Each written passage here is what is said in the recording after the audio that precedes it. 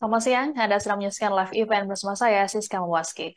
Ketua Umum PDI Perjuangan Megawati Soekarno Putri akan menutup Rakernas 4 PDIP pada Minggu 1 Oktober di G-Expo Kemayoran, Jakarta Pusat.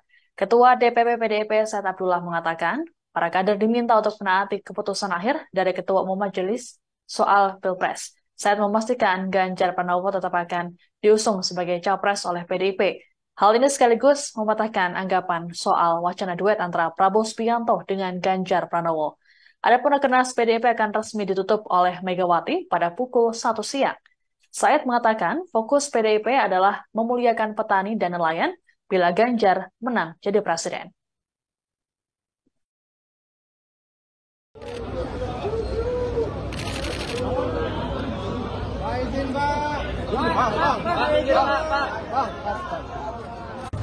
Tentang strategi penanganan pemilu dan kemudian dilanjutkan tentang grand strategi komunikasi pemenangan Pak Ganjar, dan kemudian nanti akan dibacakan rekomendasi Rakernas, ada yang internal dan eksternal yang sifatnya terbuka, dan diakhiri dengan penutupan pidato politik penutupan dari Ibu Ketua Umum.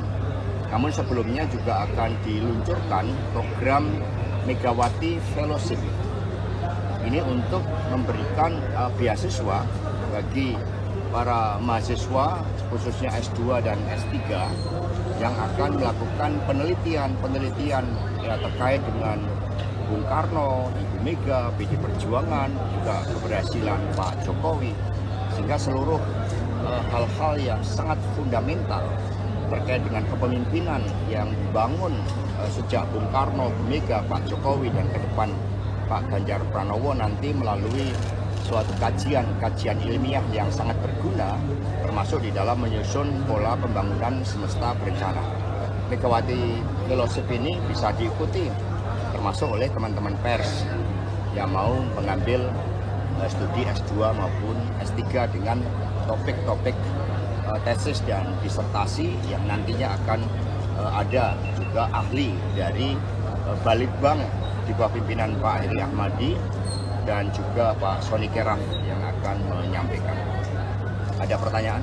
Tadi terkait dengan tamu, Mas, tamu-tamu yang hadir sebenarnya? Ya, ini kan penutupan Rakernas, sehingga pesan itu akan disampaikan secara terbuka kepada seluruh masyarakat Indonesia, khususnya simpatisan, anggota dan kader partai, dimulai dari anak ranting PAC, DPC dan DPD hingga DPP, sehingga nanti pembacaan rekomendasi eksternal itu tamunya adalah ya seluruh anggota dan kader PD Perjuangan di seluruh Indonesia yang mengikuti secara daring. Kehadiran Mas tamu Ganjar, paling spesial. Kehadiran Mas Ganjar belum kelihatan apa dengan sekarang, Mas? Pak Ganjar ada penugasan untuk bersama dengan Pak Usman Sabta. Oke. Tapi beliau juga sudah memberikan masukan-masukan terkait dengan beberapa hal yang sifatnya sangat strategis. Pak, untuk hari ketiga ini apakah ada pengumuman untuk calon wakil presiden? Yang ada pengumuman rekomendasi eksternal Rakernas. Mas Hasto tadi malam perolehan Pilpres bakalan disampaikan juga nggak hari ini di penutupan?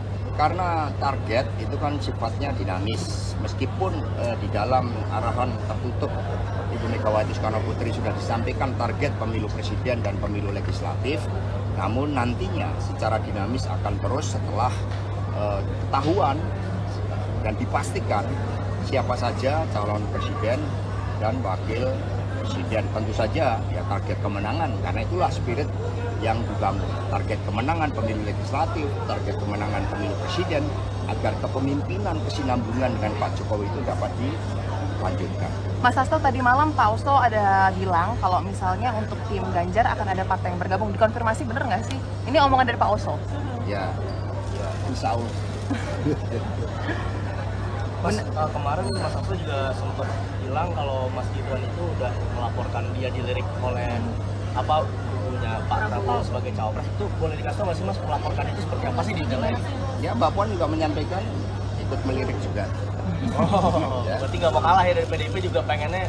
Loh, kita kan sebagai partai ini kan terus mendorong kader-kader internal melalui gemblengan sekolah partai, kemudian penugasan, setelah penugasan ada evaluasi, kemudian ada penugasan lebih lanjut lagi kalau dinilai mampu menjalankan ideologi dan platform serta kebijakan strategis partai itu suatu proses yang biasa dilakukan sehingga PD Perjuangan memiliki pemimpin muda terbanyak, kepala daerah muda terbanyak, anggota legislatif termuda yang paling banyak. Ya, Mbak Puan sudah ditugaskan nanti didampingi Mas Bambang Pacul, Pak Utut, Pak Said Abdullah, dan Pak Oli Dondo Kambe untuk terus melakukan komunikasi politik. Mas Hasto, selain Mas ya, terkait kritikan Mas Anies menyebut proyek strategi nasional ini ada tepuk tangan kanan kiri. Kalau Gimana? ada tepuk tangan kanan kiri gitu. Kalau misalkan Proyek strategis nasional. Kritik Mas Anies seperti itu. Tanggapan Ya. Mas Hasto? Ya, saya teringat ketika acara Najwa untuk berkaca. Ya, itu maknanya sangat dalam. Ya, termasuk juga di dalam menampilkan kinerja setiap pemimpin. Itu modal kaca itu sangat penting. Ya, itu yang disampaikan oleh Mbak Najwa loh, bukan saya. Jadi kami hanya memaknakan itu. Mas Hasto, hari ini kan Pak Ganjar nggak ikut dan ada info katanya ke Surabaya. Apa benar ketemu Bu Khofifah?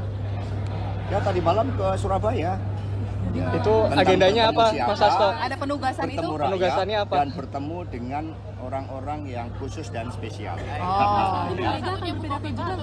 Ya, nanti Ibu akan menyampaikan. Berarti pidato- benar ya, Mas Hasto pidato mengerucut ya? penutupan.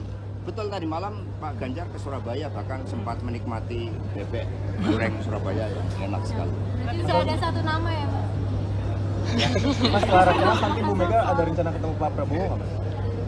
Kemarin bertemu di tempat kedutaan Arab Saudi. Ada Pak Loli ya? Iya. Terkait PSI, Mas? Mana? Nah, itu Mbak Puan akan bertemu dengan Mas Kaisang sebagai Ketua Umum PSI. Belum ada tanggalnya, Mas ya? Kalau misalkan berarti Ibu Mega, nah itu Tanggalnya satu-satu ya, supaya ini kan kita ada tahapan semuanya. Sudah? Cukup ya, makasih. Terima kasih sudah nonton. Jangan lupa like, subscribe, dan share ya.